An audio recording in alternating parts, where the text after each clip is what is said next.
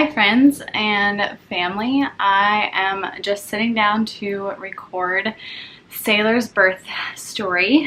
I have not had a chance to sit down and record, and I've honestly been putting it off. Sailor's 3 weeks today, and the reason I've been putting it off is because I feel like I don't fully remember everything. I wrote down as much as I could after she was born, and I feel like I have so much written down, but it's typed out like a birth story that you would read typed out. So I feel like it's going to be a little bit difficult for me to record, and it's been a long time since I've like sat down and talked to a camera, so I'm a little nervous and a little awkward, but I want to do this at least for me and for anybody else that wants to know her birth story, because it's honestly my craziest birth story that I have. I had a 44-hour labor, and it was my longest and hardest labor I've ever had. It was my most trying labor, truly probably like the hardest thing I've ever gone through, but God seriously delivered me of my labor and showed up so much for me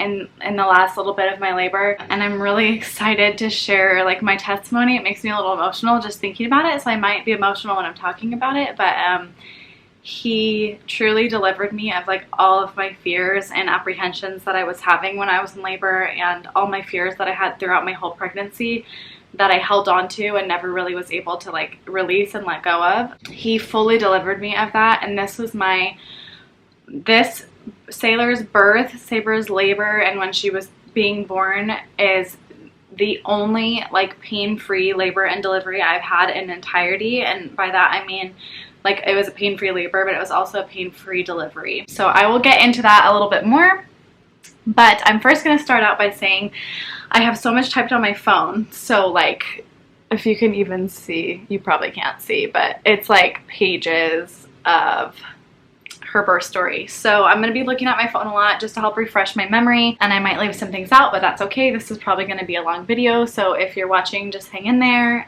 It's a really, really good story, and the ending especially is just proof of God and his promises and his love for us. So I'm really excited to share that with you guys. I was able to sit down and record like this kind of thing when I was in early labor. I didn't know if I was in labor at that point, but I did want to sit down and record just kind of like how my body was feeling and what I was going through at that time. So I'm just going to insert this clip right here. That way it kind of like introduces my labor and kind of like what I had been experiencing, so that you can get like an idea of what I was going through kind of early on. So this was Sunday, July 17th that I sat down and recorded this video. My labor started on Saturday, July 16th in the evening, and Sailor wasn't born until Monday right before noon. So that just gives you an idea. It was about a 44-hour labor. So I'm just going to include that clip right here so that you can see kind of what I was going through and how I was feeling and where my mindset was at that point. Hi guys. I thought I would just sit down and record a quick little video to like start out my labor vlog.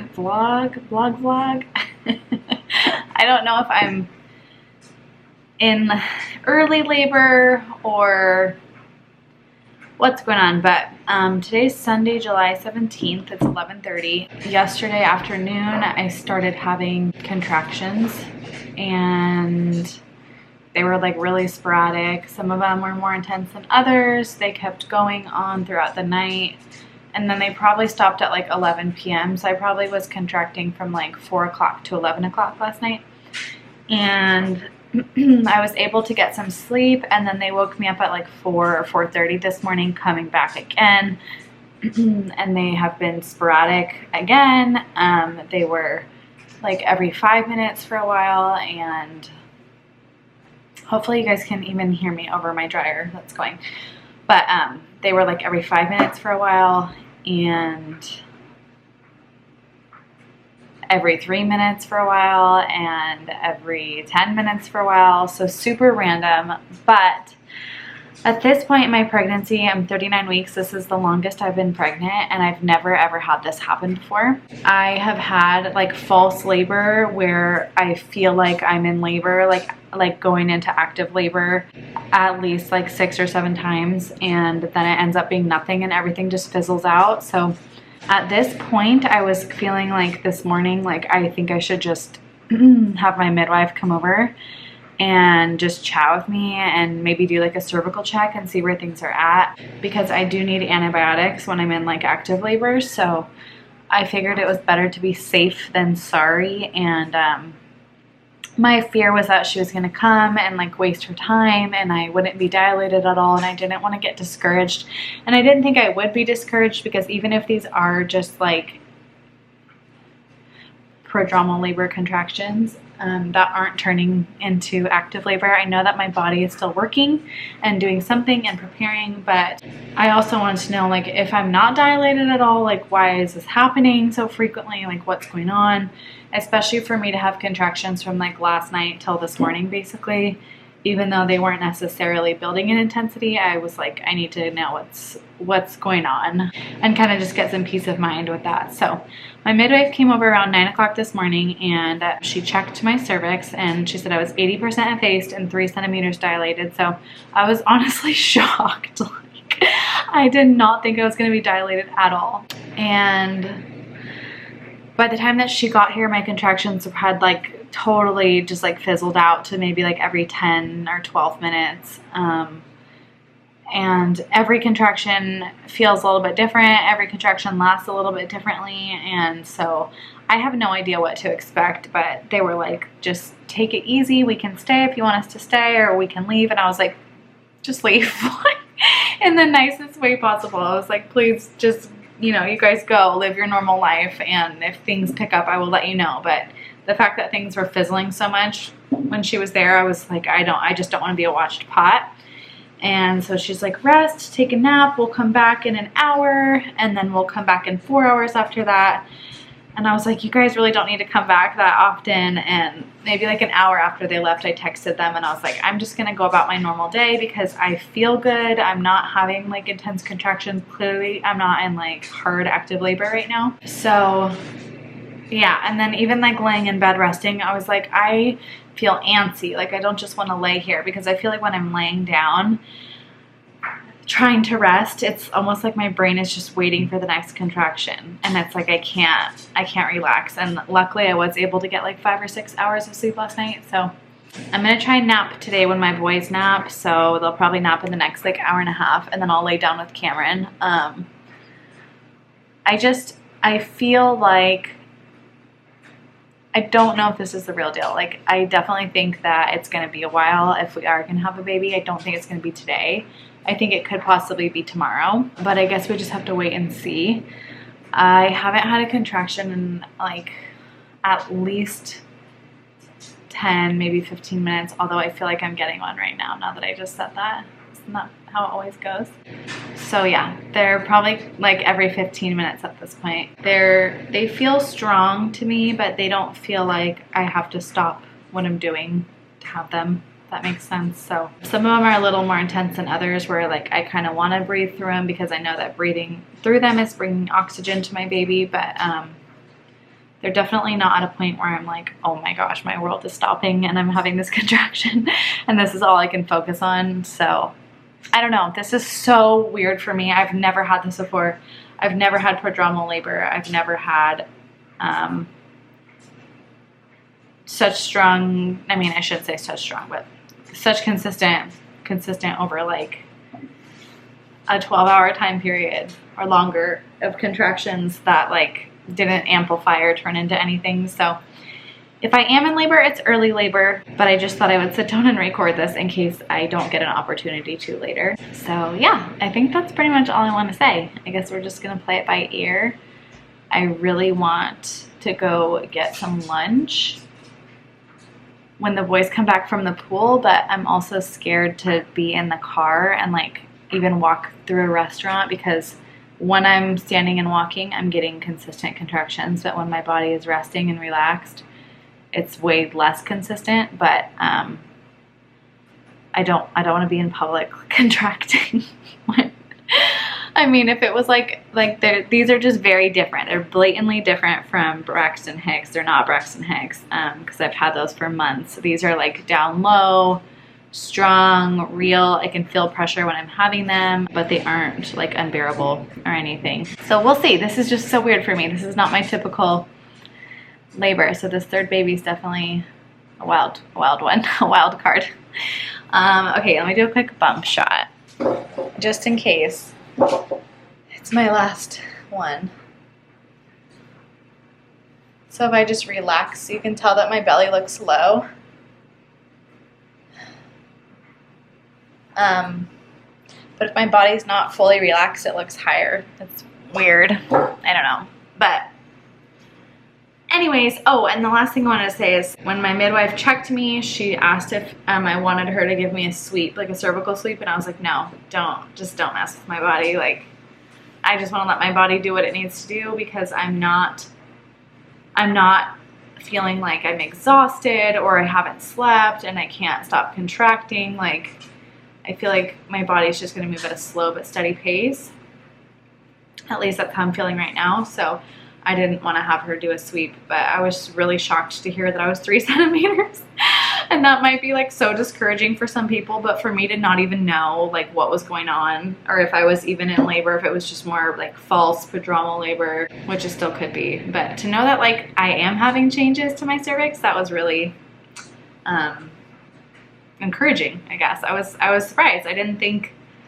I thought it was going to be like maybe 1 centimeter. And then ever since she checked me, I've been having bloody show, which is like probably TMI, but I didn't have bloody show at all in my labor with Coast. I don't think, like even after I had cervical checks. And so I'm having bloody show now that she checked me. But they said that that's a good thing, and that means that things are opening up and dilating more. I don't know. With Crew, I bled my whole labor like a lot, and then Coast I didn't bleed at all in labor. So you just never know what to expect. But yeah, that's it. That's my intro, my long 10 freaking minute long intro. But just in case when active labor does start, if it goes kind of quick or it's intense or I don't have the energy to sit down and talk, then I have this. I'm hoping I can vlog my labor. Hoping we can get some footage of me contracting and me with Cameron and Crew, and we'll just kind of see how it goes. I'm trying not to have too many expectations, but I would love to have this birth on video, like in a way that I can share with other people to encourage and to share about home birth. And I'm just so passionate about it. So that's it. I look lovely. So yeah, that's it.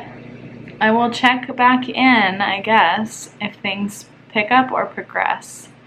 Whenever that happens, it might be a completely different day. So I will keep you guys posted whenever that happens. So I wasn't able to sit down and record any more updates after that. My contractions, I don't feel like they ever fully stopped. Even when I got some sleep on Saturday night, like my 5 hours of sleep that I got, they never stopped. I was able to just sleep through them, but I don't feel like they ever stopped for like a 5 hour or a 6 hour period. So I truly was contracting from Saturday evening all the way until she was born on Monday at noon. So I didn't really get a break, but like I said in the other video, I had been experiencing prodromal labor and false labor so much that I had no idea if it was the real deal. And I feel like in that video I still was kind of in like good spirits, but as my labor kept progressing this way, I really feel like it was a trial for me, and I'll go into that a little bit more. But I would go from having contractions like every 5 minutes apart to every 7 minutes apart, to every 3 minutes apart, to every 10 minutes apart, and it was just completely random, and it was honestly really, really exhausting. So I'll talk about that a little bit more, but that cycle just kept continuing. Yeah, it was definitely hard for me to know if it was the real deal until it was at that point where it was like, okay, now I'm 7 centimeters, and I know that my baby's gonna come some point soon. It was really difficult for me to know like if it was really happening or not. So around midnight on Monday morning, oh, Sailor's waking up. I can hear her crying. Around midnight on Monday morning, we called my midwife to come back, because at that point I was really confident that I was in active labor. My contractions were every like 4 minutes apart. I was timing them. I was talking to my, I need to go get Sailor. I was talking to my birth photographer, and she was like, yeah, like this seems like the real deal. And I was like, I don't want to call my midwife at midnight and wake her up and have her come back if it's not the real deal. I hated that. Like, I hated feeling like people were being disturbed or woken up, and I think that's just a natural feeling when you have a home birth. You don't want to disturb people. I'm gonna go get Sail. Okay, I got little Miss, and I'm nursing her now, so I'm just gonna be nursing her probably this whole video because she needs to be on my boob 24/7, and it's a little bit exhausting, but that's okay, we're getting through it. So back to what I was saying. I'm gonna be all over the place and looking at my phone a lot because truly, like, I don't even remember these details. So, like, thank God I typed them because I just cannot remember. So midnight, we called my midwife to come back. I was confident I was in active labor. My contractions were strong and my body was feeling so tired. Cameron was sitting on the toilet and I was in the bath, and I just kept saying, like, let's see if I get another one, and then we'll call her. And then I would get another one, and I'd say, let's see if I get another one, and then we'll call her. And I kept doing that probably for like 20 minutes, and then I was like, okay, let's just call her.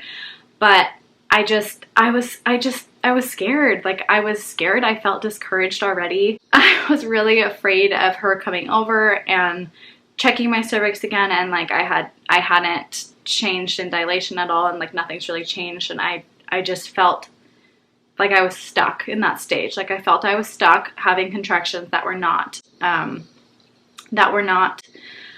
working with my body to dilate my cervix, like basically just pointless, strong contractions. That's how I felt. But I was like feeling like, okay, I at least have to be like at 5 centimeters dilated because this isn't stopping. This has just been ongoing, and I was just feeling like, okay, so like I have to at least be like 4 or 5 centimeters. And because I needed IV antibiotics in labor, that's kind of where my midwife wanted me to be before I got the antibiotics, was like 5 centimeters dilated. And I agreed. I was like, I want to be in active labor when I get the antibiotics. I don't want to get them, you know, days before I have my baby, and I don't want to get them too late. So we kind of just had that like middle ground of like 5 centimeters is where she wanted me to be, and that's where I wanted to be before I got the antibiotics. I also wasn't able to rest. So like I said, I was in the bath around midnight when we called her. Cameron hadn't slept, bless his heart, and I hadn't slept either. I wasn't able to rest. When I was laying down, they felt stronger. It's like I was just laying down and I couldn't rest even in between them because I knew another one was going to come, and it was like my brain just could not let my body relax. So I wanted to call the midwife. So she came over like maybe around midnight, 12:30. She checked my cervix again, and she said that I hadn't dilated anymore. She was trying to be encouraging, like, I can feel some changes, you know, your cervix really stretchy and really soft and thinning. And I just started hysterically crying. Like, I just broke down in that moment. And I was like, I am so tired. Like, I just can't do this. Like, what is happening? It was really, really discouraging for me in that moment. And that is the first time in a labor of mine that I have thought that something is wrong. Like, I got that thought in my mind that something is wrong because my cervix was not dilating more, and I was having some intense contractions that just would not let up, and nothing was changing within my body. I also want to say that my contractions, like, these were the most different contractions I've ever had. When all of this is going on, all of my contractions would leave me with like sharp pain. And I would never describe contractions as sharp pains. It's very much like a squeezing and a tightening of your uterus down low, like where you'd experience period cramping. And these contractions were not like that. They were sharp, and they were really like localized to one side. They were really strong on my right side, and they would wrap around to my back on the right side. But because of that, I thought something was wrong because my cervix wasn't dilating. I was having strong contractions for a long time, and nothing was changing within my body. I thought something was wrong, and I told the midwives, I was like, just go back home, go back to sleep, and we'll touch base in the morning or if something changes. And my midwives were so great and so sweet and so encouraging and loving, but they left. As soon as they left, I laid down with Cameron and I was crying, and I was like, I want to go to the hospital and get a C-section. Like, that's where my brain was. And it wasn't because I was in pain. It was because I had worked myself up to think that something was wrong. I just felt like something was wrong, and I didn't know if it was like, this is my intuition and something is genuinely wrong, or if my body's exhausted, I'm mentally exhausted, and now I'm feeling discouraged, and so I'm thinking something is wrong, mixed with how my contractions were feeling and how they didn't feel normal. I worried that something was wrong. I thought that maybe Sailor was stuck and she couldn't like descend lower, and so she couldn't, like her head couldn't put pressure on my cervix to help it dilate. Like I just had a lot of thoughts going through my mind. But what I was thinking was like, I need to go to the hospital and have a C-section, because I was thinking that something is wrong. And I've never ever in any of my labors had any thoughts like that ever. Like I've never thought anything was wrong. I've always been very confident. I think it was just a combination of everything that was making me feel like something was wrong. I just laid in bed with Cameron and he was like, stop thinking like that. He's like, why do you think that? Nothing is wrong. Our baby's okay. You're healthy. Like their heart rate's normal. Everything is okay. It's just, this is just how it is right now. And I kept saying, I was like, I want them to stop. I want them to stop. I was like basically begging the Lord to stop my contractions so that I could go to sleep, because it was like 1 or 1:30 in the morning at that point. And I was really exhausted and I was scared, and I just wanted them to stop so that I could rest. I wasn't even like pleading with the Lord, like, please let them pick up so that I can have my baby. Like, let's get this ball rolling. It was like, please stop them so that my body can rest, because I really didn't think that it was real labor. I thought that it was just prodromal labor again and things were going to fizzle out anyways. So I was definitely praying for them to stop. In my notes, when I talk about my anxiety, I say that I know it was not from the Lord. And I think that in my labor, I knew that. Like, I knew that it wasn't the Lord telling me something's wrong, let's go to the hospital. Anxiety can definitely be crippling. And anxiety when you're about to bring a child into the world is the last thing you want to experience. So I just wanted to add that in there, that I put that in my notes. I just think that, like, that's a powerful statement that I wrote. Like, I knew it wasn't from the Lord, but it still was enough to, like, completely paralyze my flesh and, like, take over me. And that's just kind of gives you an idea of how I was feeling. Also, in my past labors, when I've gotten like a cervical check in labor, I've always been 4 to 6 centimeters, like active labor. I've never had this long early labor. Like, I feel like with Crew and Coast, my labors started random out of nowhere and they just like hit the ground running. Like, it was instant contractions that were strong and close together. I never had this like prodromal labor or fake labor or contractions that started and then stopped after 6 hours. I had never had that with the boys. So this was all just very, very new for me. I also felt like this was going to go on for days more.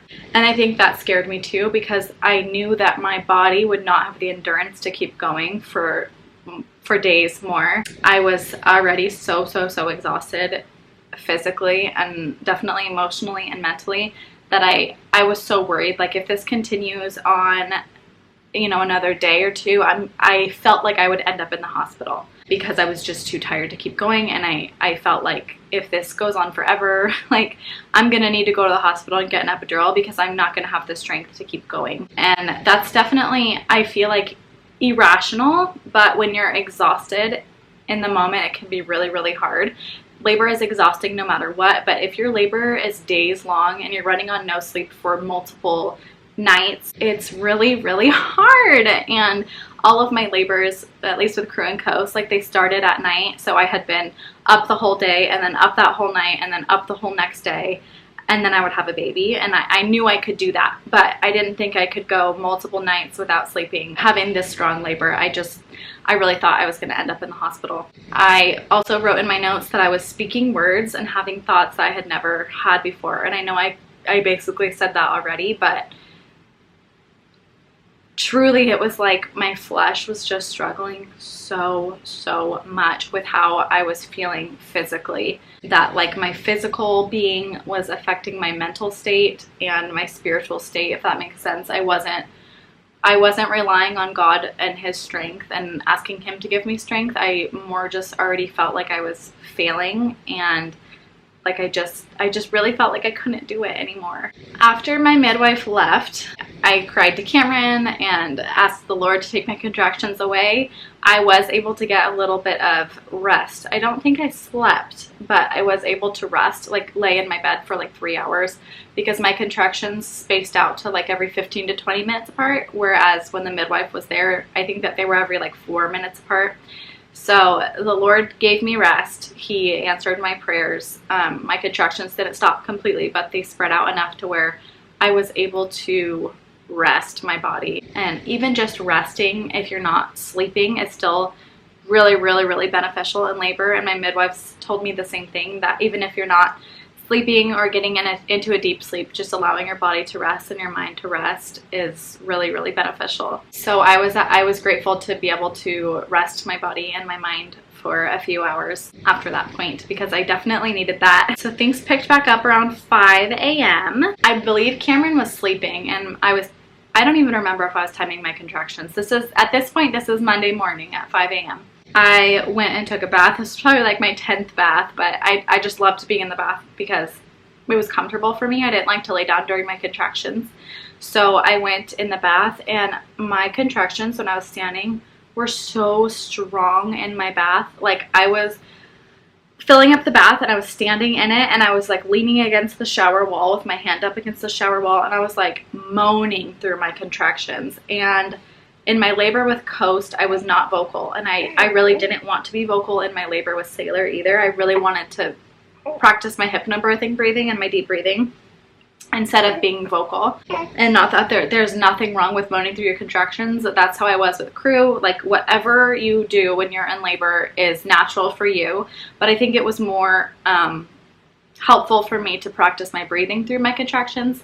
So that's what I wanted to do again with Sailor's labor. But it was so strong in my back that I was like moaning through them. And after that contraction I had when I was filling up the tub at probably like 5 o'clock in the morning, I was like, Cameron, like I was calling for him. Like he was in the bed sleeping and I was in the bathroom, and I just like needed him. Like they felt that strong to me that I was like, I need you, because I have no strength left. And again, I just want to reiterate that like it's not that it was painful, it was just a really, really intense, like sharp feeling that I had never had before when I was contracting. And my back labor was so strong, like stronger than I've ever felt before. So that was when I woke him up. It was 5 in the morning, and I was like, I really need you at this point.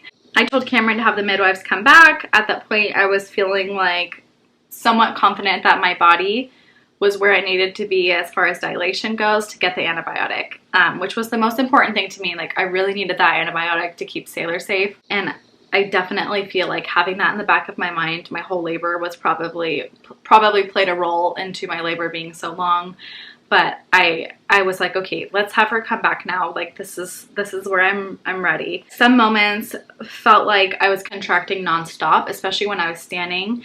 So like if I was standing to get into the tub or out of the tub, or standing to go to the toilet, they were a lot stronger and more intense and closer together if I was standing. So I had one like extremely strong contraction that left me dry heaving, and I said to Cameron, please call the midwife again. So I think that was, I think at that point I had gotten out of the bath. I think I was in the bath for probably around an hour. So from 5 a.m. to 6 a.m. And then I got out of the bath. I was sitting on the birth ball, like kind of leaning onto the bed with pillows. At this point, it was 6 o'clock in the morning. I was still contracting. And when I started like dry heaving in between my contractions, I was like, okay, please call the midwife, because I am like, my body is like this exhausted that I'm like gonna yak. And I'm not a thrower upper at all. Like I never throw up. So for me to be like gagging into a bowl, I was like, okay, yeah, let's get the midwives here, because this is getting intense.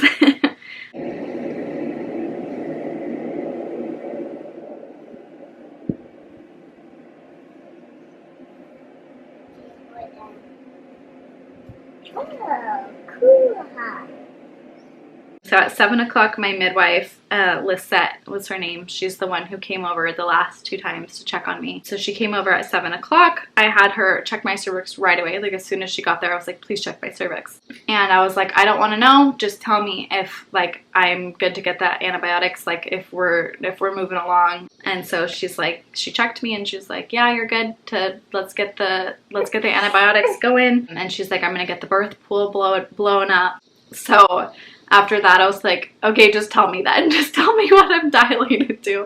I feel like I always do that. I'm like, I don't want to know. And then I'm like, nope, tell me. I need to know. So she said I was 5 centimeters dilated at that point, and she called the assistant midwife to come over and to give me the antibiotics. And she started blowing up the birth pool. And she said, she's like, go ahead and call your birth photographer too. And I was like, I don't really want to because I don't feel like I'm there yet. Like I just really thought it was going to take forever for Sailor to be born. I was super doubtful that it was going to happen that day. I was thinking like maybe the next day for sure, but not that day or that night. I thought it was going to take a long time still. So I texted my birth photographer and I was like, Lisette said to come. Did you leave yet though? Because I don't think you should leave yet. Like I just don't think I'm there yet. And it's funny because she was like, no, I haven't left yet. And then I was like, okay, just maybe don't come yet. And it's funny because maybe like 45 minutes later she showed up, and I was really glad that she came when she did because I was not on my phone at all after that. And I don't know. I just, with how tired I was, I might have honestly forgotten to update her. And so I was really glad that she didn't listen to me and that she just came, because she got there at a beautiful time and she was able to capture some of my labor and when Sailor was born. So I'm just glad that she didn't listen to me. That was like probably my one wrong call, was telling her to stay home, but I didn't know, and I didn't want her to be sitting around waiting on me. I just kind of don't like that feeling of knowing that people are just like sitting waiting for me to give birth. But I'm really grateful that she came when she did. So Lisette had to leave. She was no longer going to be on call. Alyssa was the midwife that was going to come and take her place and be there for my labor and delivery. And I loved all of the midwives. Alyssa and Lisette were the ones that I felt like the closest with, that I had really gotten to know the most.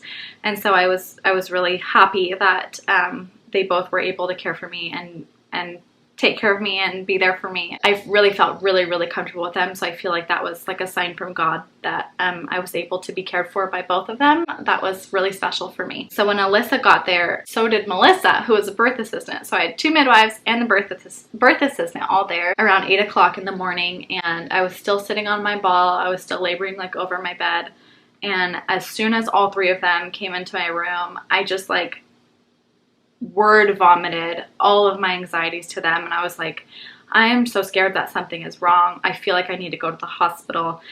I just told them exactly how I was feeling, all the thoughts that I was having, feeling like something was wrong. My contractions didn't feel normal. I was having back labor. I was scared.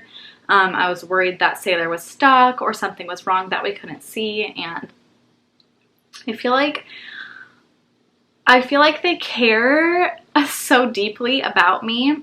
Home birth midwives are just incredible, but they like almost were like matching my emotion. And what I mean by that is like, I feel like Alyssa, when she was talking to me and I was telling her how I was feeling, like I was looking into her eyes and like I could see that her eyes were like kind of teary, and it almost was like she was feeling my emotion. Like she felt deeply for me and was like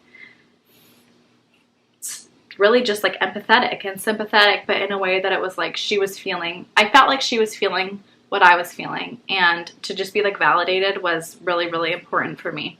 And she said, you know, we listen to mama's intuitions. If you really truly feel like something is wrong, even if we don't see that something is wrong and everything checks out on our end, like we can transfer you if you want to, but that needs to be your call. And something that you have to decide. And I was like, well, I don't actually want to, but like I felt like I needed to. You know, they just kind of talked to me about it and just said, you know, everything looks good and you are safe and your baby is safe and your baby's heart rate is great. We're not seeing any concerns, no warning signs, no red flags. but you know, if this is something you deeply feel is your intuition, then we will listen to it. And I was like, I don't know. I don't know if it's my intuition or I'm just exhausted and anxious and worried. So we definitely had a few of those conversations during my labor. It didn't really turn into anything from there. I feel like they kind of were just like, let's check back in a little bit and see how you're doing. Once Lisette left, I asked Alyssa if she would check my cervix, and I was like, okay, Lisette said I was 5 centimeters, so like, I know it's subjective to the person that's giving you the cervical check, but I was like, please do not say less than 5 centimeters or I will literally cry. Like, I just was like, please don't tell me less than 5 or I will be so distraught. So she checked my cervix. She said I was like almost 7 centimeters, so like 6.5 centimeters dilated. And I was super, super excited and super grateful. I definitely feel like at that point something kind of shifted within me and gave me some hope that I was progressing. But in my head I was fixated on 7 because she said almost 7, and so in my head I was like, okay, I'm 7 centimeters dilated, I'm in transition of labor, like I'm doing it, my baby's gonna be here soon, like I'm rocking it, we're doing this.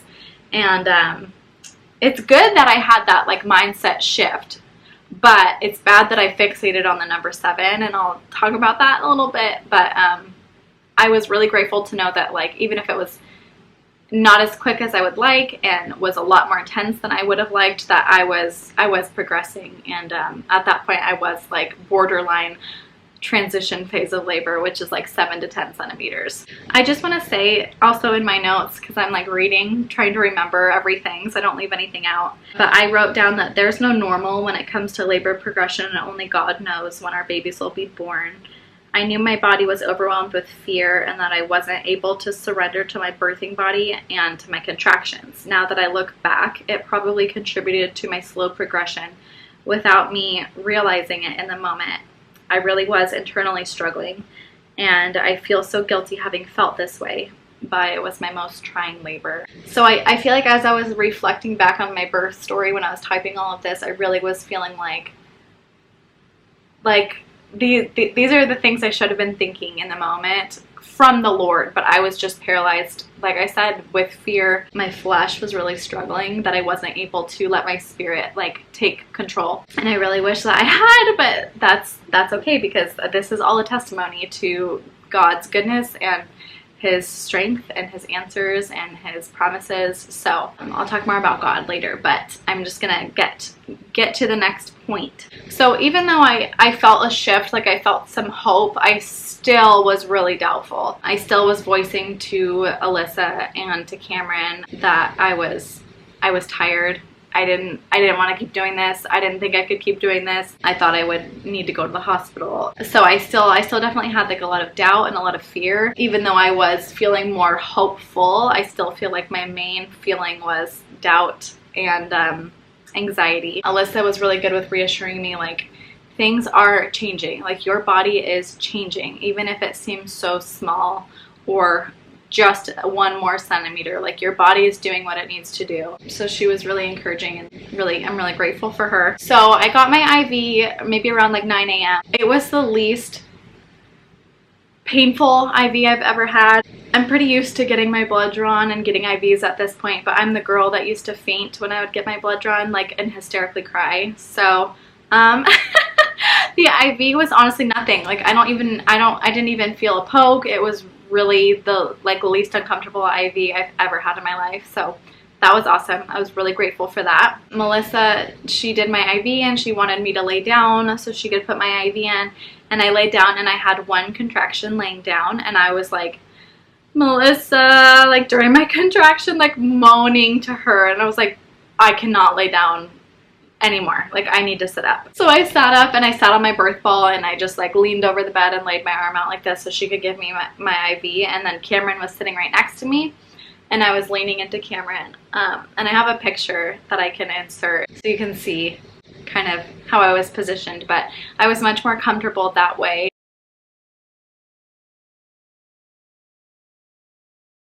So I was just leaning into Cameron, and then every time I would have a contraction, I would breathe through it. So I would breathe in through my nose, breathe out through my mouth, breathe in through my nose, breathe out through my mouth. And I didn't count or anything. In hypnobirthing, they teach you to do a a count while you're breathing in and breathing out, but I never counted when I was in labor. I just focused on my breathing. I told myself that was my one job when I was contracting. And the one thing I had to do was just to breathe so that I could stay relaxed, my body could open, and I could get oxygen to my baby all at the same time. So that's the one thing I really, really focused on, especially at this point in my labor, was just breathing. That's all I needed to do. I had to switch Sailor to the other boob. I listened to affirmations from YouTube this pregnancy with Sailor, and one of the affirmation tracks, like, it really just reiterated, like, all I have to do is breathe. All I have to do is breathe. Focus on my breathing. And so I really definitely was grateful for that I had that practice when I was pregnant with Sailor, because I was able to just, like, in a snap, like, just really get into it when I was contracting. And every time I would have a contraction at this point, I would tell Cameron I'm having a contraction, and he would drop whatever he was doing and he would just lean into me and I would lean into him. I really needed to be close to Cameron during this labor with Sailor. I feel like it was the most connected I've ever felt to Cameron during labor. But I wanted my face pressed against his, or like our foreheads touching, or our cheeks touching, or I wanted to be like nuzzled or nuzzled, I don't know the right word, nuzzled into his neck. Like, I just needed him close. Like, I needed to feel his body against my body. And it was like an instant sense of calm that I would feel, and I would just be able to lean into him and just breathe. I put in my notes that when I was skin to skin with Cameron, I handled my contractions the best, and I really think that he made me strong. But it was like his physical presence and touch made me strong. It wasn't like he was rubbing my back or like squeezing my hips together that helped alleviate some of the contractions. It was just his embrace, like just his literal physical warmth and like physical presence, and just knowing that like my body was against his body. That's what I needed, and that really was what gave me the strength I needed through my whole labor. So when you're in labor, your body clears itself out typically, because the contractions can stimulate your bowels and you have to poop a lot.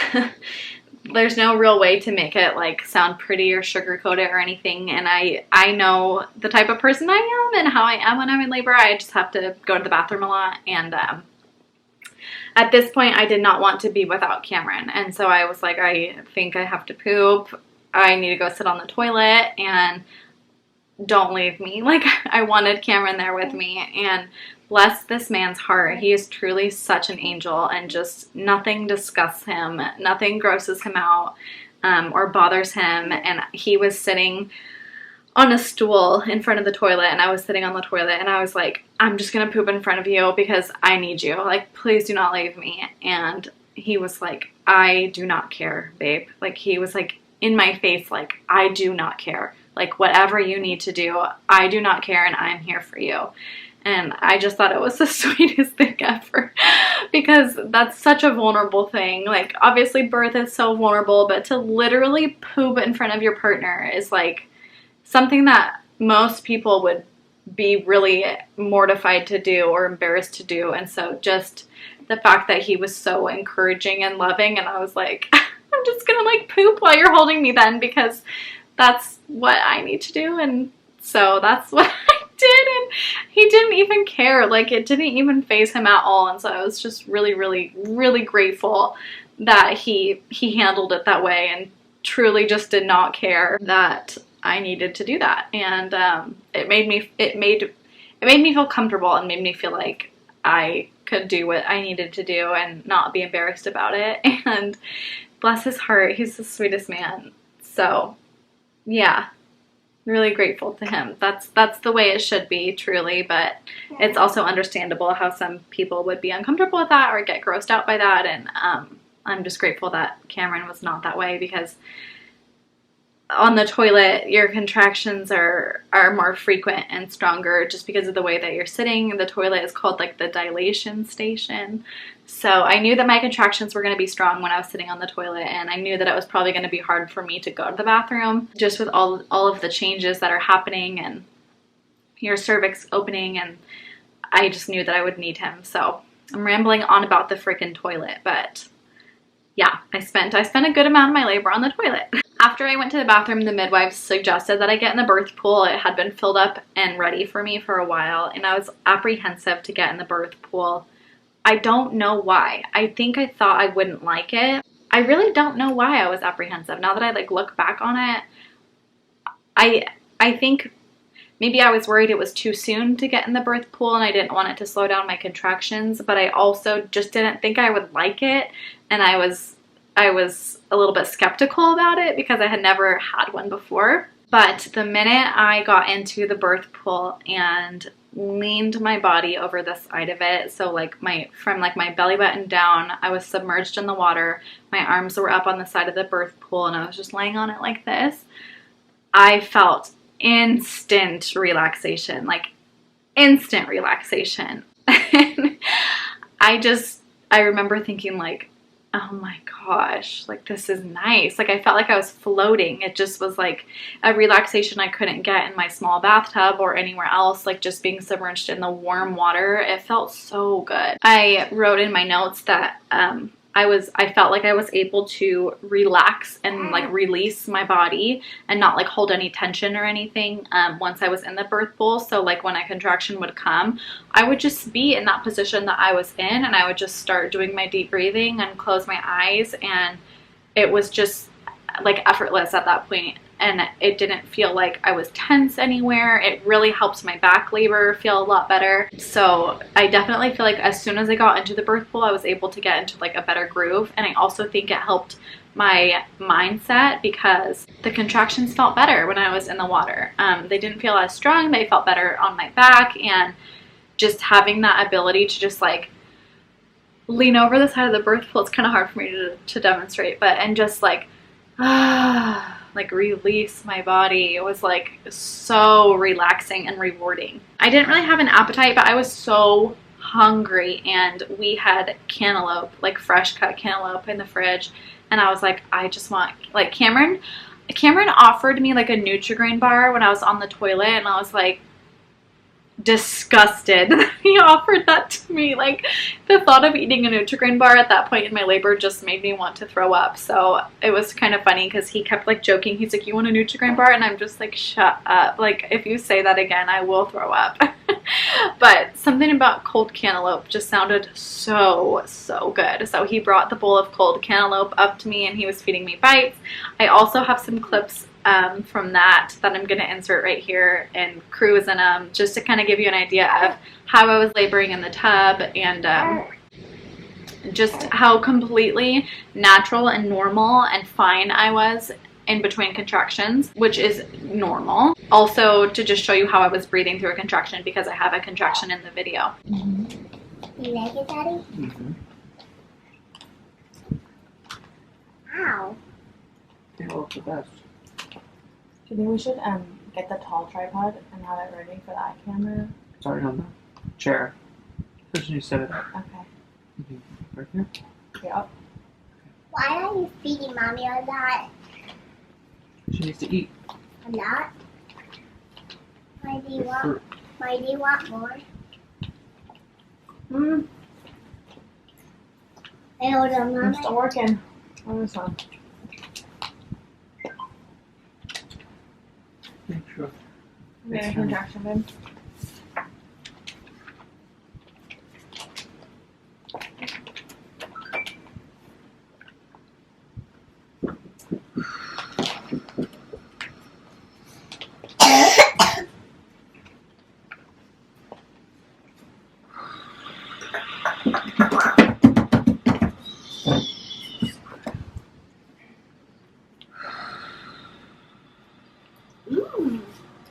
Wait.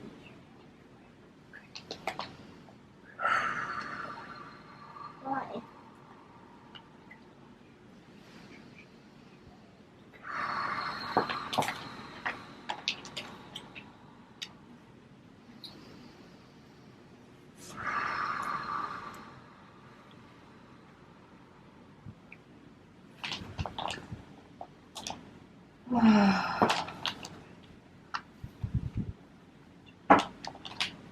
So I remember asking my birth photographer, like, is this normal for me to be like chatty in between my contractions? Like, why am I not dead or dying?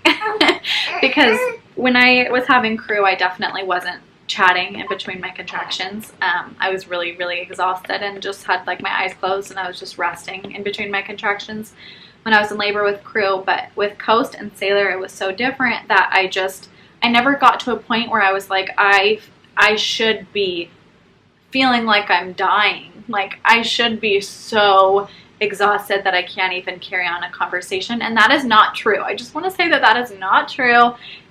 That this is the way labor is supposed to be. Yes, it is hard work. Yes, it is exhausting. Yes, you have to really focus when you're contracting, and give your contractions your all. But in between your contractions, it's the way I look at it is like a reset. Like, you're able to reset. You take a deep cleansing breath, and that's what I would do at the end of every contraction. So I would breathe through my contractions, in through my nose, out through my mouth, and repeat that until the contraction ended. And then once it ended, I would take a cleansing breath. And a cleansing breath is like you're just breathing in deeply and like literally washing away that contraction. And that's what I did in my labor, and that's how I visualized it, and that's what I told myself was like, I'm taking this cleansing breath to reset my body and reset my mind and wash that contraction away. And I never anticipated the next one, because I was able to keep that cycle going where I could focus on breathing through them, give myself that cleansing breath, and then it was like it never happened. And I think that's really so important to do in labor, because it gives you the stamina that you need to keep going, so you're not dreading the next one, or anticipating the contractions. You're just able to completely just like wash it away like it never happened. So in between my contractions, I would eat cantaloupe, I would talk. Crew kept coming in to check on me. I would laugh when he would say something funny. I was able to ask questions, talk to my midwives, talk to the birth photographer. So I just want to put this in there for my future self if I have any more babies, that it is completely normal to be able to function and like carry on conversations and feel good in between your contractions. You're supposed to feel good in between your contractions. That's why you get that break, is to have that reset. I had a conversation with Melissa, who's the student midwife. I really wanted to talk to her about pushing. I was so scared to push Sailor out. I talked to her about when I pushed Crew out. I talked to her about when I pushed Coast out. I told her I've never had that natural like pushing feeling. I've never had the fetal ejection reflex kick in where like your body pushes for you and it's uncontrollable. I had never had that. And so I was really, really scared for the pushing part of Sailor. And I was having thoughts in my head like, I want to go to the hospital and get an epidural just for the pushing part, because I was that scared of the pushing part, because I think I just have past trauma that I haven't been able to let go of from when I was forced to push in the hospital with Crew, and how intense it was for me to push Coast out. I definitely had some fear from that, because Crew's pushing was just traumatic in itself, and Coast's pushing was the most intense thing I had ever experienced. And I didn't anticipate or know how hard that would be for me with Coast, because Coast labor was so easy and effortless and beautiful. I had no idea how hard it would be for me to push Coast out, and I still didn't feel like I listened to my body. When I pushed Coast out, I felt like it was just kind of like, I felt like I needed to push him out, but I wasn't having that reflex, or my body was telling me I needed to push him out, if that makes sense. I wrote in my notes that in the past, pushing has always been the hardest part of labor for me.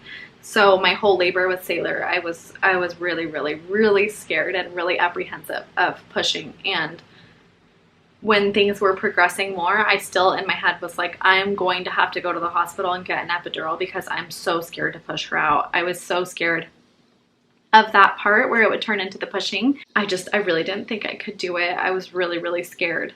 In my labors, I always feel like I have a lot of control, and like I managed my labor, at least with Crew and Coast. I feel like I managed my labors well, especially with Coast. But the pushing part is when I no longer feel in control, and I think anticipating that feeling was really making me super, super doubtful and apprehensive of my body's ability. I was really scared that I was going to have that feeling like I can't do it, or like I'm dying, to be completely straightforward and blunt. Coast labor was completely pain-free, but pushing Coast out was really painful for me and really hard. And I remember feeling like I was dying, and obviously I knew that I wasn't, but having that thought is not something you want to feel. That's scary, and I didn't really know how to prepare myself to not have that feeling or not have that thought when Sailor was going to be born. So I don't feel like I was able to let go of that trauma or that anxiety, and I also don't feel like I was really able to like practice better coping and like better mindset. I knew I would just need like a lot of affirmations, and I knew that I would really want to try and like breathe her down and work with my body. So that was my only plan, was to hopefully be able to do that, but I didn't think it would change anything. I thought that I was still going to have the same experience pushing her out that I had with Coast, and that scared me for sure. It really made me apprehensive my whole labor. Melissa was such an angel. She held me through some of my contractions, and she gave me some tips for when I'm feeling like my body's getting ready to push. And I just didn't think that I was going to have those feelings in my body because I had never had them before. I feel like when you're like 10 centimeters dilated, your contractions, at least for me in the past, are so intense that it's like, in my head, I was like, how am I going to be able to breathe through those contractions? Like, I just couldn't picture myself doing that. I was told and assured, like, your body's going to tell you, and you're going to be able to listen to your body. But I was doubtful of my body because I don't feel like I've ever had that strong of like a connection with my body and my baby to know when like my body is pushing and I'm going to work with my body. It's always just kind of felt like I'm forcefully pushing my baby out, and I really did not want to feel that way. Melissa told me that she thought I was going to have a lunchtime baby, and I was so doubtful. I was like, there's no way. Like, I'll be lucky to have a baby by tonight. I anticipate this to go on till tomorrow, but it's really funny because she called it. Like, she said she thought I was going to have like a lunchtime baby, and Sailor was born at 11:54 in the morning. So it's kind of funny that she knew. Melissa also said that like in between my contractions, I should be resting and really just visualizing my baby coming down, my body opening up. But I have a really hard time with the visualizations. I almost feel like it's easier for me to just like carry on conversing and just kind of being normal in between my contractions. I prefer that over stillness and quietness. Visualizing birth, I just feel like it's difficult for me to do. Like, I obviously understand that my baby's coming down, my body's opening up, but to just like meditate on it when I'm like at that point in labor, just, I don't know.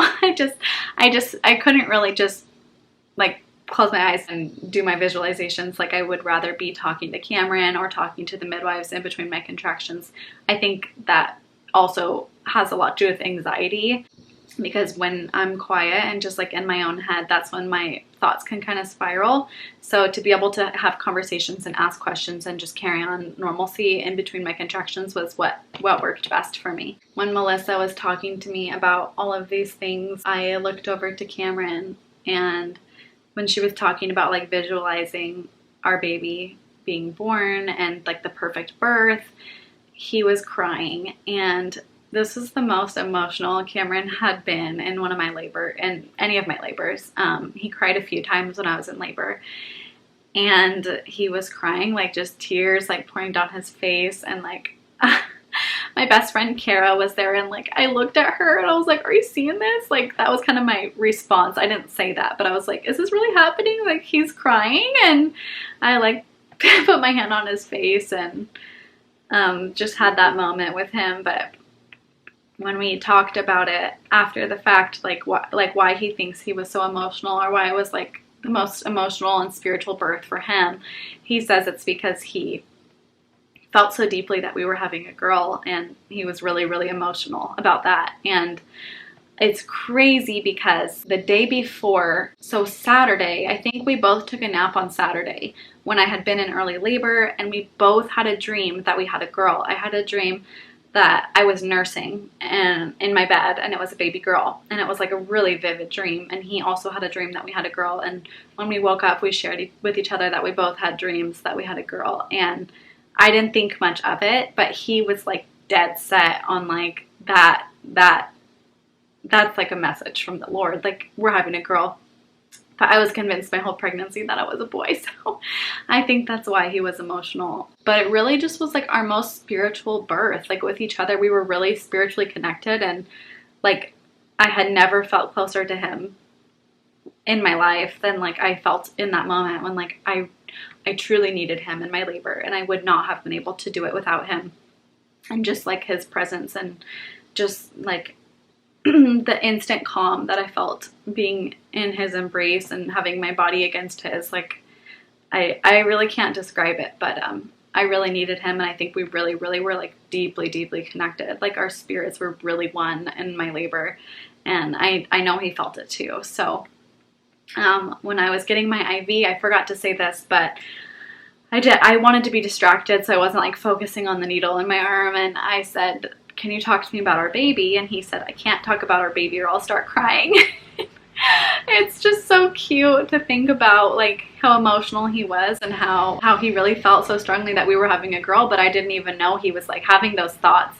I thought he was just emotional, so it's just something that's really special. Okay, after spending a while in the tub and getting out to go to the bathroom a couple times more, it was probably a little after 11 a.m. and I had Alyssa check my cervix again. I asked her to check me again because I was so fixated on like that number and needing or wanting to know if I was progressing. I was really feeling like I was in a groove. Like I said earlier, being in the birth pool really helped me just like completely surrender to my contractions, not be so fixated on my anxiety, and just be able to relax fully when I was contracting and when I wasn't.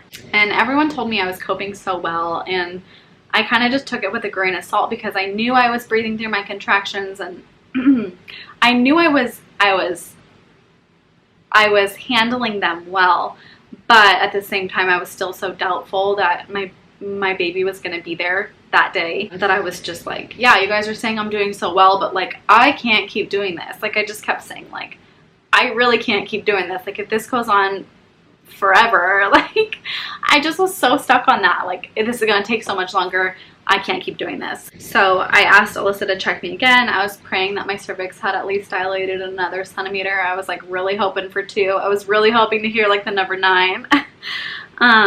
I really thought like I have to be close to birth at this point. So after Alyssa checked me, she told me I was almost 8 centimeters. So she said 7.5, almost 8. I'm like in my head, because the previous time she checked me, I had been stuck on the number 7. When she said almost 7, in my head I was like, okay, I'm 7. For her to tell me that I was almost 8, I was like, okay, I'm still a 7. Like hours later, it's been a couple hours, like I'm still a 7. And I was like, are you joking me? Like I have not progressed. And she's like, Sienna, yes you have. Like you're at least another centimeter dilated. I said you were 6.5, now you're 7.5, almost 8. And I was just like, oh my goodness.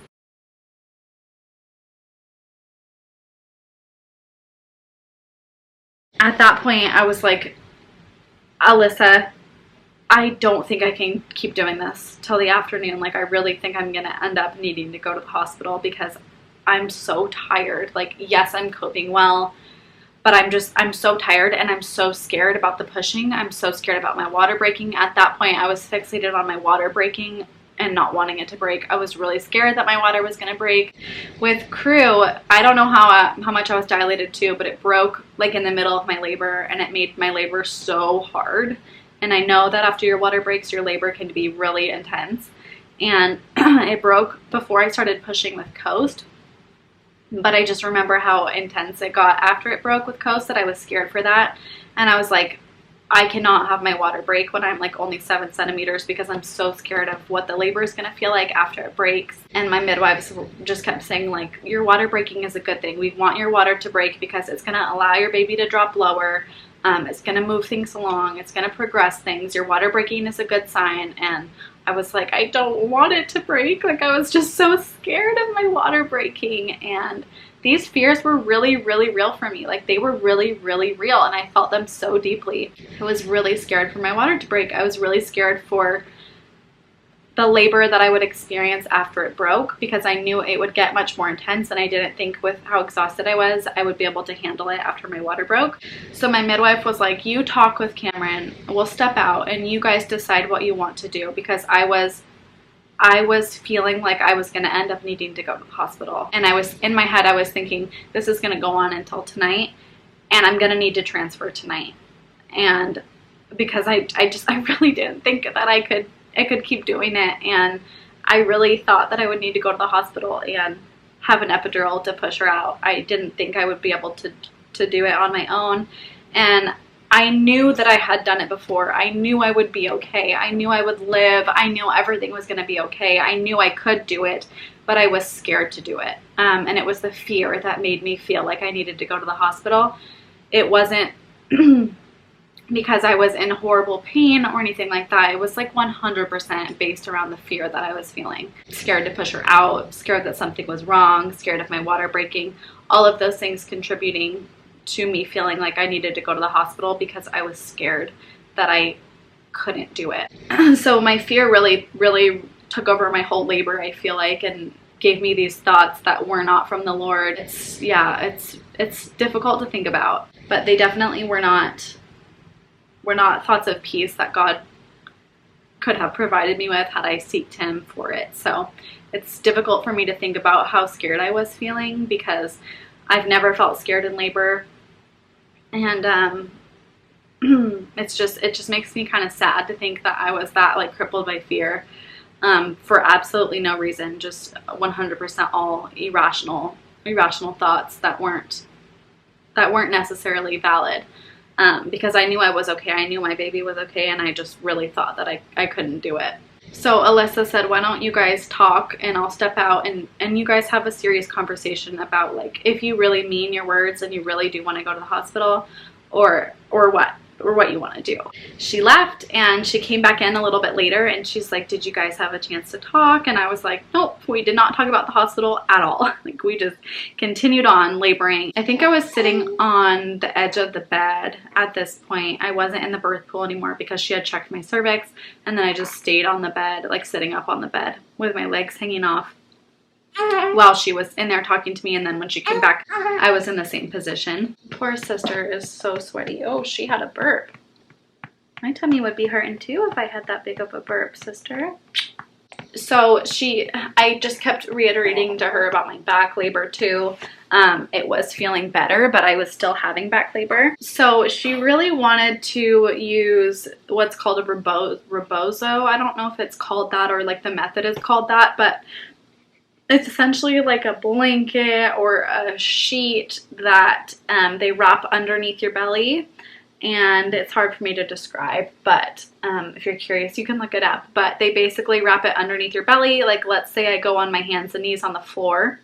So I'm on my hands and knees, and then they wrap it under my belly, and then they shake during a contraction. The sheet or the blanket, kind of like this, that looks a little bit weird, but that's the best way to describe it. They shake it so it essentially can reposition your baby if your baby's in a bad position. And I thought maybe Sailor was not in a good position because I was having back labor, and because it was taking so long, I thought maybe she was not in a good position.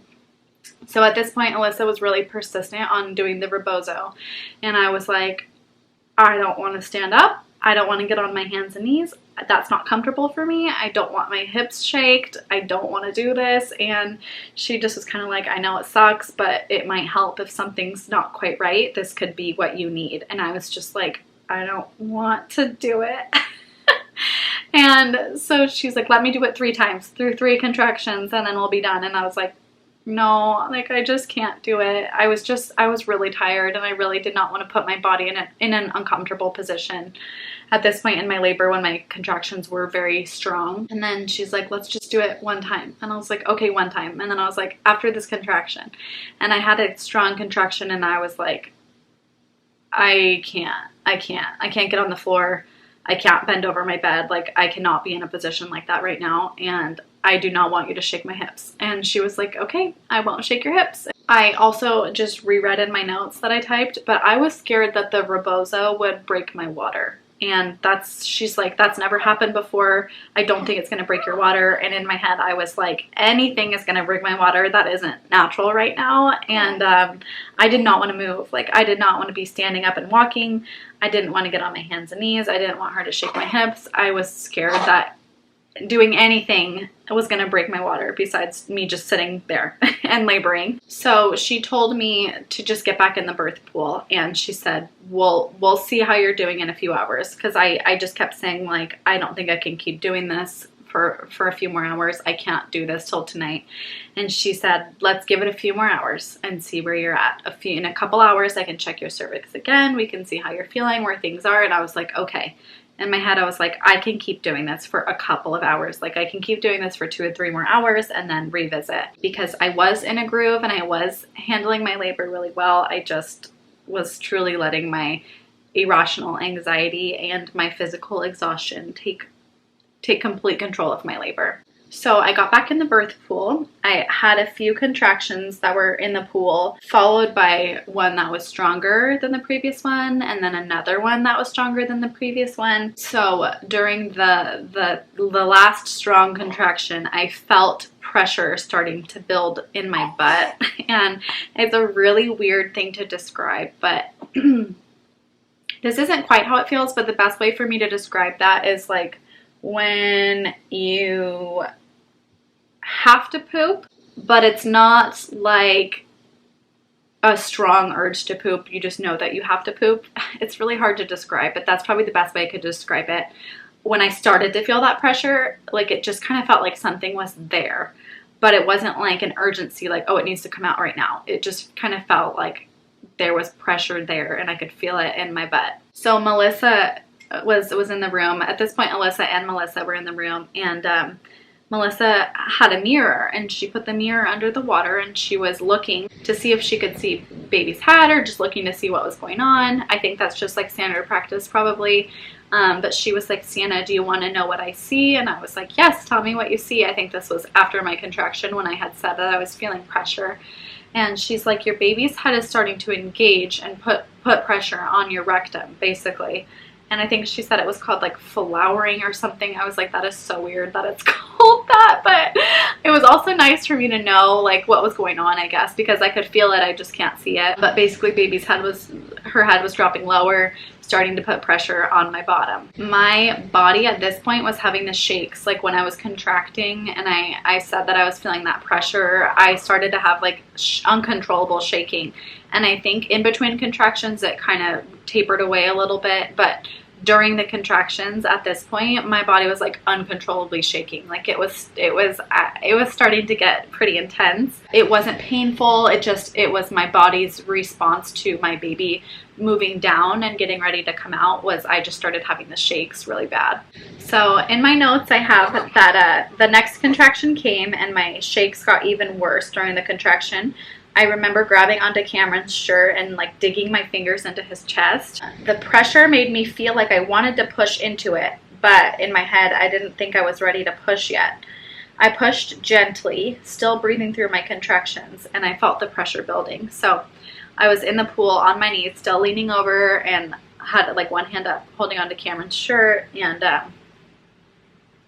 I remember like just thinking like, okay, I feel this pressure. Let's see if I just like gently push, not like hold my breath and push as hard as I can, but just like gently push into it as I'm contracting to see how that feels. And these are the thoughts that were going on in my head. And so as I'm pushing, it wasn't forceful. It didn't feel aggressive. It wasn't painful. But when I would push as I was breathing through my contraction and like still shaking uncontrollably, like all of this kind of happening at once, I could feel the pressure building. And so I knew that pushing was the right thing to do. It felt good. It didn't hurt. I wasn't scared of it in that moment. I didn't feel like I couldn't do it. Like, none of those thoughts or feelings were in my mind or body. And my water also hadn't broken at this point. So I didn't even know like if you could push with your water still intact, but I was able to, and it felt good. Like, that's the best way for me to describe it, is that it felt good. It wasn't scary. Like, pushing during the contraction and feeling that pressure build felt good, and it felt like the right thing for me to be doing. My cat's coming to say hi. So 1 or 2 contractions later of doing this, breathing through my contraction and gently pushing and trying to listen to my body, Melissa told me that she could see my baby's head on the last contraction, and that baby was right there. and she said you can reach up inside you and feel your baby at any point. And so this is when Cameron started the birth video, and you can hear her saying that in the birth videos. I'm just so grateful that I have this on video. You can hear her saying that to me, and you can't really see because I was in the water, but I have one arm up holding me up, and then the other hand is under the water, and I reach up inside of me to see if I can feel the baby's head coming down, and I felt the bag of water, and it was so crazy because I've never felt that before. I've never experienced that before, so it was awesome, truly awesome for me to be able to feel. And as soon as I felt it, I knew that it was the bag of water, and so I said, that's the bag of water. And I remember pushing on it and like trying to feel around it. It's really weird to describe, but I was trying to feel around it for the baby's head, and all I felt was the bag of water. And so I said, where is the baby's head? And the midwife said, your baby's head is right behind the bag of water. And I was like, I don't feel it, but okay. And I asked them, I was like, so baby's not like super high up? Because in my head I was thinking like, maybe I'm just pushing out the bag of water and my baby's still like way high up in my vaginal canal and not like right there where I'm feeling the bag of water, because the bag of water was like probably this far from like the opening of my vagina, to put it bluntly. But I thought the baby was really high up and the bag of water was just descending as I was pushing. And they were like, nope, your baby's head is right there. Like, I could see it on your last contraction. Your baby's head is right there.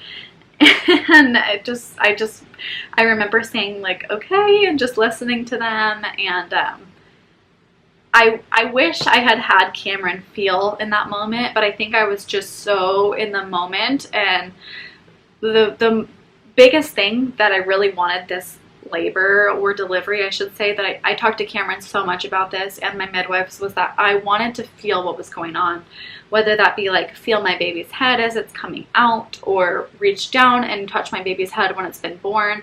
I really wanted to use my hands and feel what was going on and feel like connected with my baby and my body in that way, because I had never done that before. It's always been so intense in that moment that I've never felt like I have the strength to reach down and rub my baby's head or reach down and bring my baby up to my chest. So that was something I really wanted to do this time, and I told Cameron a lot. I was like, please remind me to feel our baby if I don't, because that was so important to me. I really, really wanted to do that this time, and I just naturally and like instinctually was able to do it in between my contractions when I felt that bag of water. So it's an experience I'll never forget. It was so crazy to feel it. I can't really describe how it feels, but it's really thick. Like, it felt really thick. I was surprised how thick it felt, and I guess I just didn't realize how thick they really are. But those bags of waters are thick. Like, they are hard to break. They're thick, and so for me to feel it was really, really cool. So as the next contraction started, I love that you can see all of this in the video, but I like leaned back. So I can't remember exactly what I did, but I think maybe I held onto the side of the birth pool and just kind of pushed my body off of it. So I was like in an upright squatting position. So I was on my knees, but I pushed myself upright, and as the contraction built, I was breathing through it, but I reached my hand out like this, and Cameron just like immediately grabbed it and like latched onto my hand. Like, he knew that that's what I needed in that moment. And it's so beautiful for me to watch back and just see like how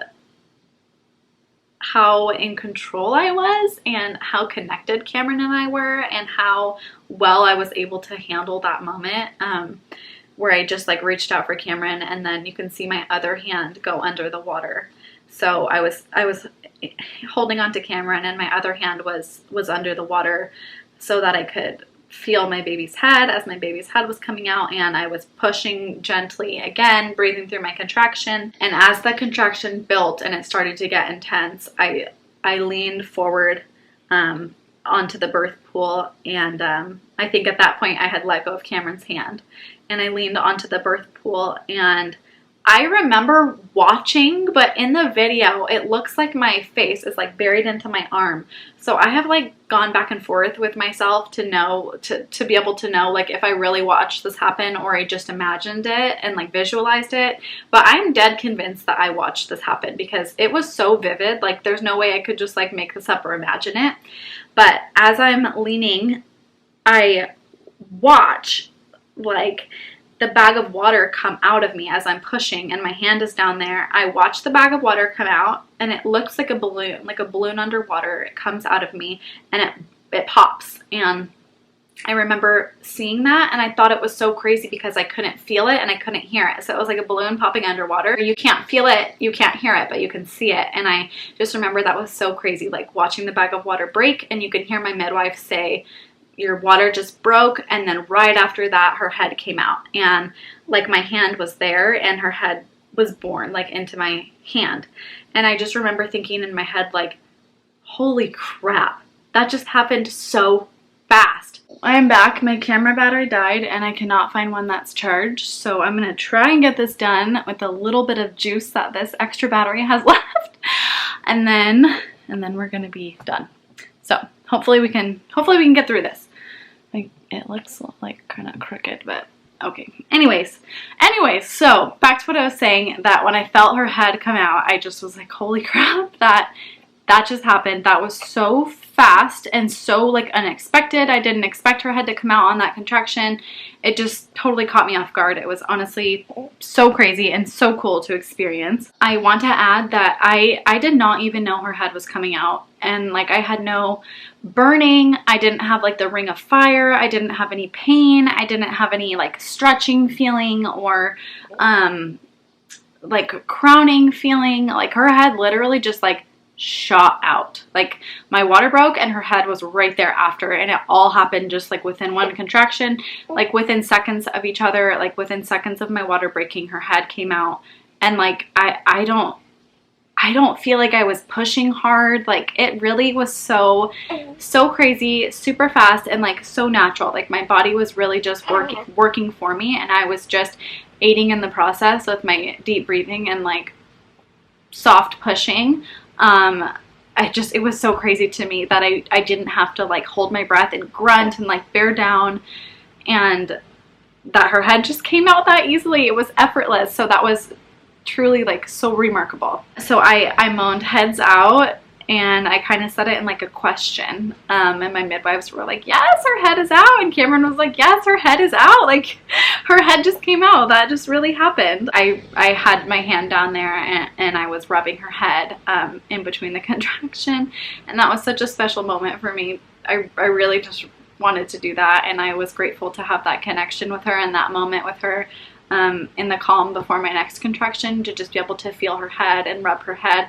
It was the softest, like slimiest thing I had ever felt. It was so crazy to feel that, but I'm really grateful that my intuition just told me to do that, and to be one with her and to connect with her in that way, and to rub her head as kind of like a way to say like, I got you, I love you, like you're coming, and I got you. In the birth video, you could hear me ask like, they're almost here, because I just needed those affirmations that I was doing it. This was really happening. She really was almost born, and that really was her head. Like everything, I just needed to be reassured that I was doing it. We were almost there, because in my head 10 minutes ago I was thinking I needed to go to the hospital and that I wouldn't be able to do this moment, and this moment was happening and it was almost over, and it was effortless and it was painless. So I really just needed reassurance that like, this is really happening, this is real life, and your baby's coming. So at this point, once her head was out, I asked someone to get crew, as I could feel the next contraction starting. I said, somebody go get crew, please, someone get crew. I knew how badly he wanted to be there, and I wanted him to be there. Like I felt like he was going to give me the strength and the courage I needed to do it. And my whole pregnancy, we talked to him about the home birth. We read books to him about home birth. We educated him on the home birth process, what it looks like, what to expect, like what you're going to see, what mommy's going to sound like, everything, so that he wasn't caught off guard by anything at all. And he fully was like anticipating me to be screaming. We watched a lot of birth videos together, and he would always ask me like, are you gonna scream, mommy? And I'm like, I don't know, buddy, I might. And like, it's okay, like it's normal, blood is normal, whatever you see is gonna be okay. And so he was not like grossed out by anything. He was super involved my whole pregnancy. So he came into the room, and I'm starting to deeply breathe through my contraction, knowing that my baby's gonna be born on this contraction. And I look over to my left where he was standing to make sure that he's right there. Like I needed to know that he was there. and his presence gave me strength and determination to do it for him too, because he was a part of it. Like, he was really a part of the whole experience, and he was deeply involved too. So seeing him, I knew that I could do it. And I'm breathing and I'm trying to push, but gently, and I'm like, this is not happening. The shoulders, for some reason, are always the hardest part for me. You'd think it would be the head, but it's not. It's always the shoulders that are hard for me to push out. Melissa said to put one leg up. So I'm on both my knees, and I put plant one foot flat. So I have one knee down, 1 foot flat, to kind of open up my pelvis a little bit more. And so I do that, and I'm pushing. I can feel her like start to come out, and as soon as she comes out, I grab her and I say, oh my God, and I grab her and bring her up onto my chest super fast. Like, the second her shoulders are out, I just pull her up out of the water and pull her onto myself. And it was so instinctual and so natural, something I've never experienced before. I've seen it in countless birth videos, and I've always wanted it for myself, and I've never felt like I would have the strength to be able to do it. And God gave me the strength. God delivered me of every single one of my fears. I was so scared of pushing. I was so scared of my water breaking. I was so scared of the pain. I was so scared of feeling like I was going to die and getting to that point. I was so scared of birthing her. I didn't think I could do it. And let me just say that, like, the way it all played out when it came down to the last few minutes of my labor was seriously straight from heaven. Straight from heaven. Like, that was God 100% showing me, like, I got you. I'm keeping my promises to you, and I will not let you down, and you will not suffer. And I just felt him so much in those last few moments.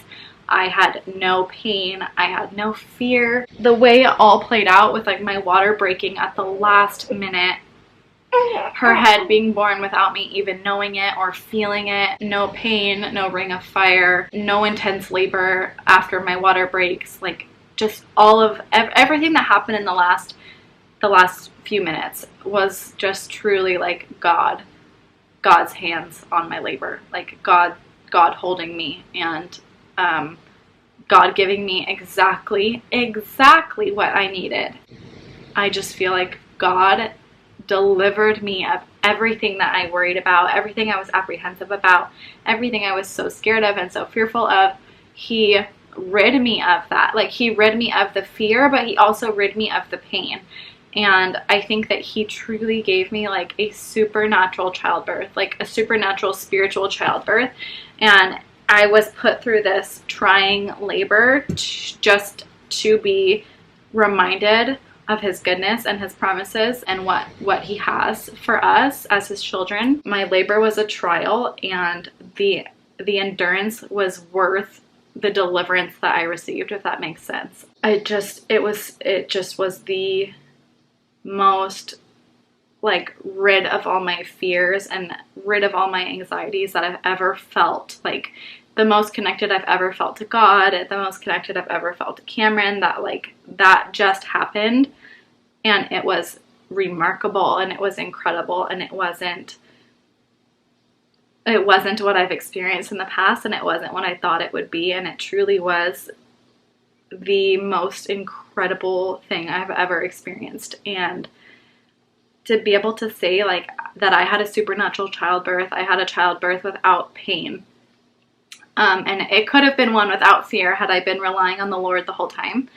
But it's just like, God showed himself to me in those last few moments of my delivery. Like, I know that was him. Like, he delivered me of my suffering and the marathon that I was running. He delivered me of that, and I won the race. Like, I was able to, I had the strength and the faith that I needed in the last few minutes, and that was from the Lord. Like, it's crazy for me to think about, and when I talk about it, it's like, I just feel like this is my testimony now. Like, my daughter's birth is also like a testimony of God's goodness and his promises.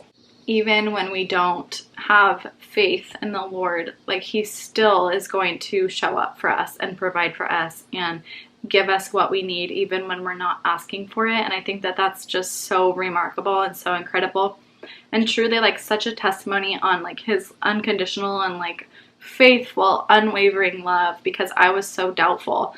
I wasn't doubtful of the Lord, but I was just doubtful of my body and the process, doubtful that I could do it. And he gave it to me like in tenfold. So I just feel like that this is like something that I can share with everybody. Like, this is a testimony that God delivers and God provides, and God will give you exactly what you need in the exact right moment that you need it. Because my labor was so hard, so long, so intense, hardest labor I've ever had. But when it came down to the biggest thing that I was fearful and apprehensive of the most, which was her being born, he gave it to me in the most peaceful, comfortable, perfect, beautiful way that I never knew I was capable of having, or never knew I could experience. So that was definitely the Lord. The Lord just delivered her perfectly into my arms, and like pain-free. I wasn't scared in that moment.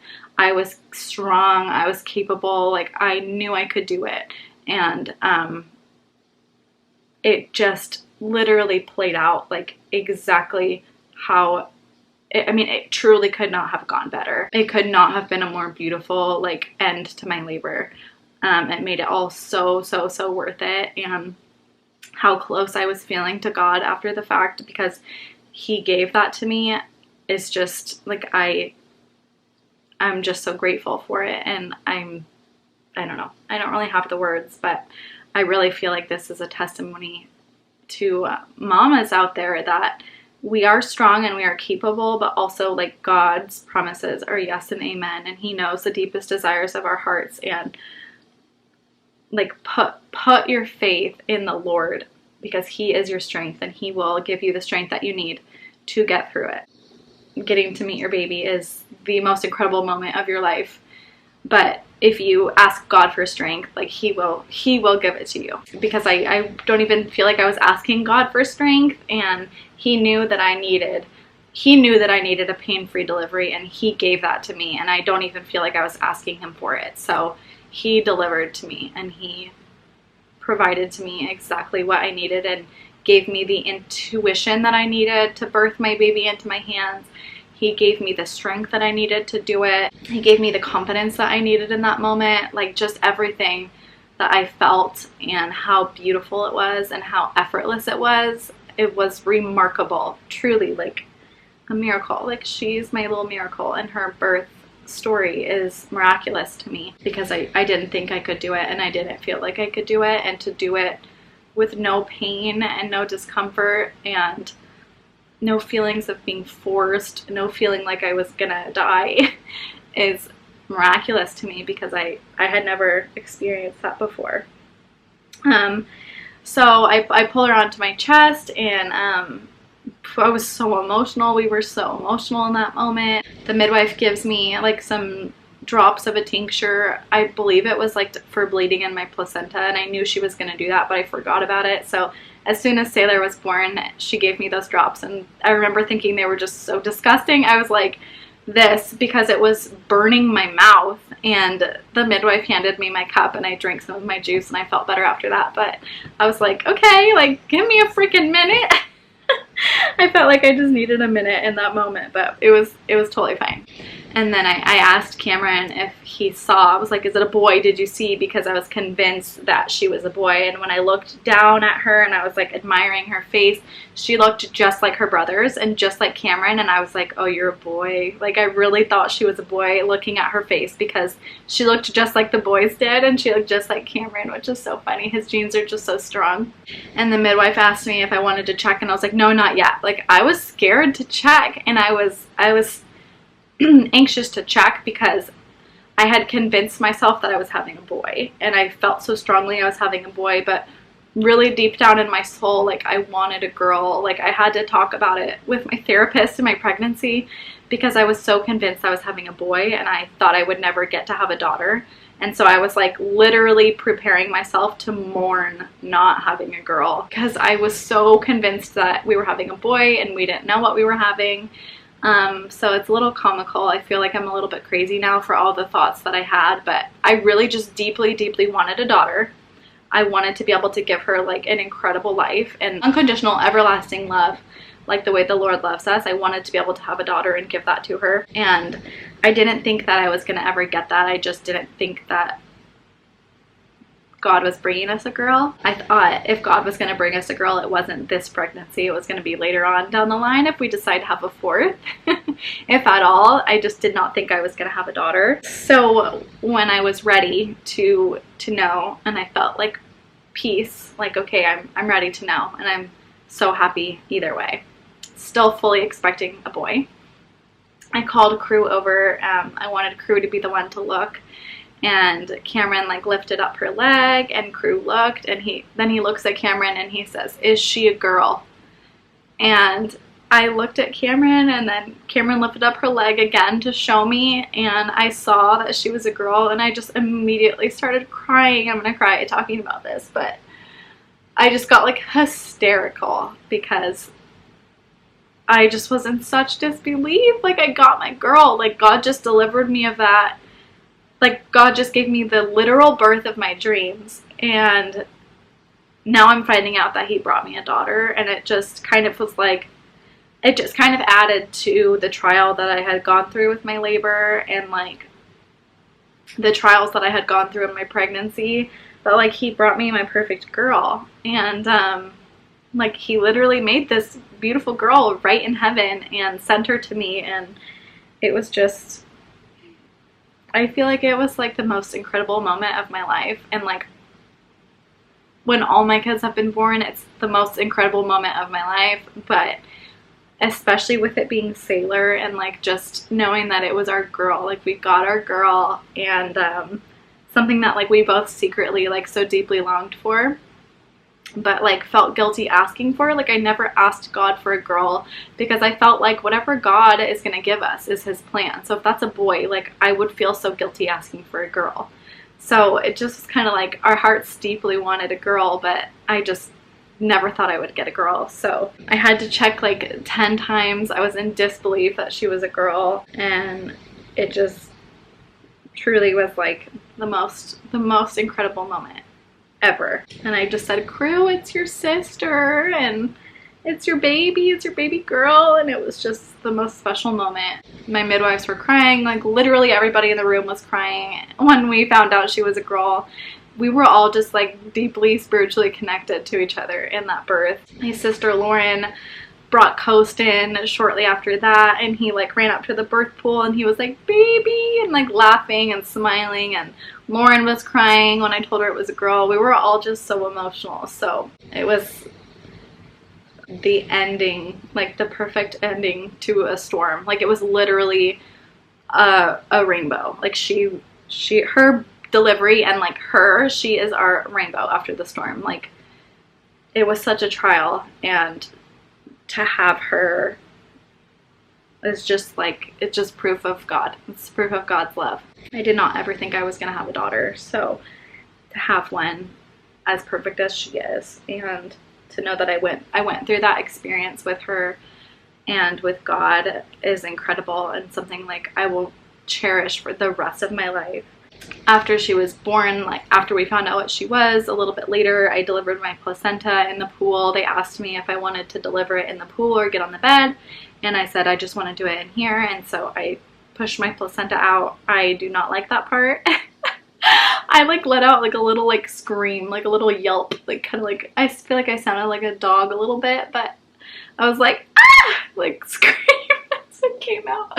It's so funny to think about that, but I don't like that. Like I don't like the way it feels when it comes out. I just want to be done. Like why do I have to push out this placenta? But it came out really fast. It just was a little uncomfortable. I didn't love the feeling of it, but I had no tearing. I had no complications with my placenta. Like God truly just remarkably provided for me. I don't even really have the words. I'm just so grateful to him. I've spent a lot of time talking to him since then. He knows how I feel, and